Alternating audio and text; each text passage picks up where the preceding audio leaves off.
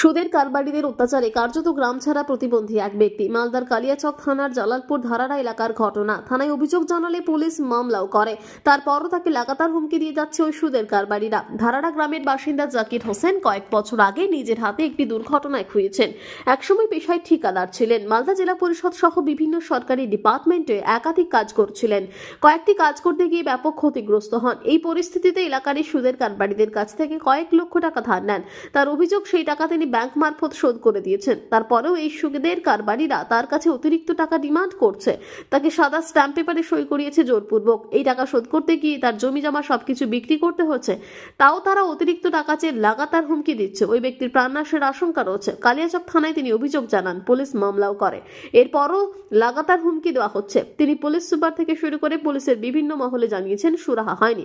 বাধ্য হয়ে মুখ্যমন্ত্রী ও মানবাধিকার কমিশনের প্রাণ রক্ষার জন্য আবেদন জানিয়েছেন। আতঙ্কে রয়েছে ওই ব্যবসায়ী। ঘটনাগুলো শুরু হয়েছে শাসক বিরোধী তরজা। বিজেপির অভিযোগ, জেলা জুড়ে অবৈধভাবে সুদের কারবার বেড়েই চলেছে। মানুষের জায়গা জমি সব লুট করে নিচ্ছে। এর পেছনে শাসক দলের মদত রয়েছে। পাল্টা বিজেপির অভিযোগ উড়িয়ে দিয়ে তৃণমূলের দাবি, ঘটনা সত্যি হয়ে থাকলে আইন অনুযায়ী যথাযোগ্য ব্যবস্থা নেওয়া হবে।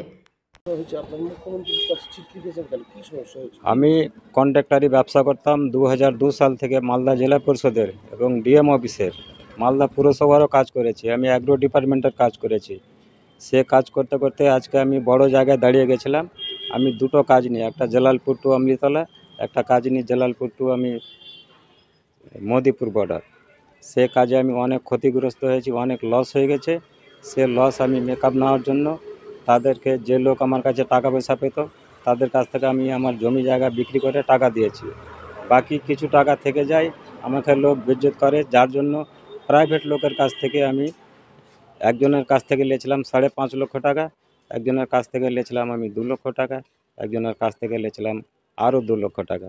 সে তিনজনের কাছ থেকে টাকা নিয়ে তাদেরকে ধার পরিশোধ করি। সে টাকা আমি তাদেরকে, যাদের কাছ থেকে সুদের টাকা নিয়েছি, তাদেরকে আমি 5.5 লক্ষ টাকা যার কাছ থেকে নিয়েছিলাম তাকে 13,30,000 টাকা দিয়েছি। যার কাছ থেকে আমি 2 লক্ষ টাকা নিয়েছিলাম তাকে 4,40,000 টাকা দিয়েছি। এবং যার কাছ থেকে 2 লক্ষ টাকা নিয়েছিলাম তাকে 2,52,000 টাকা দিয়েছি।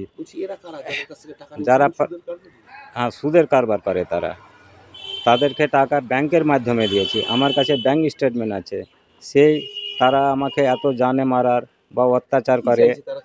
তারা দাবি করছে, একজন যে 2 লক্ষ টাকা দিয়েছিল সে আমার কাছ থেকে, আমাদের গ্রামে একটা আমার মার্কেট আছে, সে মার্কেট আমার কাছ থেকে লিখে নিয়েছে। আর একজন আমাকে বাড়িতে ডেকে ব্ল্যাঙ্ক স্টাম্পের উপরে সহি করিয়েছে, ব্ল্যাঙ্ক ডেমির উপরে সহি করিয়েছে। আমি থাকতে পারছি না, আমার বাড়ি ছাড়া আমার কাছে কিছু নাই, আমি নিঃস্ব হয়ে গেছি। আর একজন আমাকে বাই প্রেসার করছে, আমি টাকা চাইছে। একজন টাকা চাইছে 5.5 লক্ষ টাকা, এখনও 5 লক্ষ টাকা চাইছে। একজনের টাকা চাইছে 4.5 লক্ষ টাকা। শোধ করে দিয়েছি। শোধ করে দেওয়ার পরও আরও ওরা টাকা আমার কাছে চাইছে।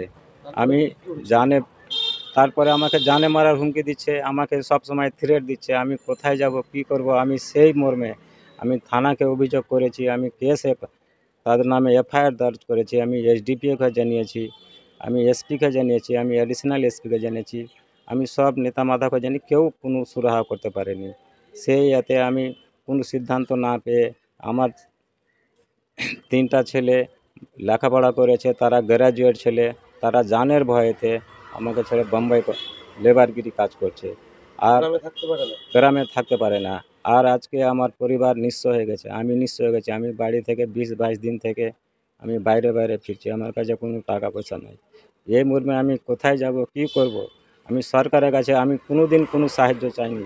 আমি মুখ্যমন্ত্রীর কাছে একটাই আবেদন করেছি, আমার জান বাঁচান। আমি মানবাধিকারীর কাছে আমি আবেদন করেছি, আমার জান বাঁচান। আমার হাত কেটেছে, অ্যাক্সিডেন্টে হাত কেটেছে। আমি এই হাত কাটার অবস্থাও আমি সরকারের কাছে কোনো সাহায্য নিইনি। অতএব কি আমি হ্যান্ডিক্যাপ সার্টিফিকেট আছে আমার 70%। আমি কোনোদিন সরকারের কাছে ভাতাও নিইনি। আমার রাশন কার্ড, বড় রাশন কার্ড, আমি কোনোদিন রাশনও ব্যবহার করিনি। আমি নিজের ক্ষমতাতে চলতে চাই, কিন্তু আজকে আমি দুনিয়ার কাছে হেরে গেলাম। আমি আর কি উপায় করব? আমি কিছু না দিশা পেয়ে আমি আত্মহত্যা করার সিদ্ধান্ত নিয়েছি। এছাড়া আমার কাছে আর কোনো রাস্তা নেই।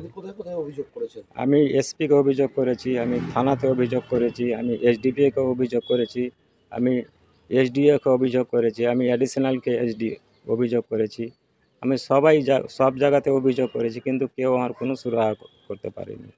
আমি এই মুহূর্তে কী করব? আমার জীবন ত্যাগ ছাড়া আমার কাছে আর কোনো রাস্তা নেই। হুমকি দিচ্ছে তারা?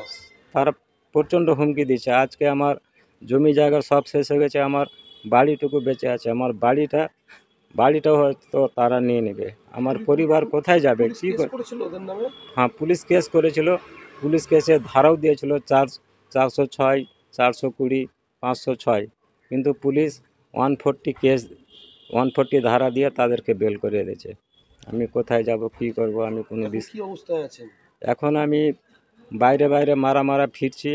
আমার কোনো উপায় নাই, আমার জীবন ত্যাগ ছাড়া আমার কাছে কোনো রাস্তা নাই।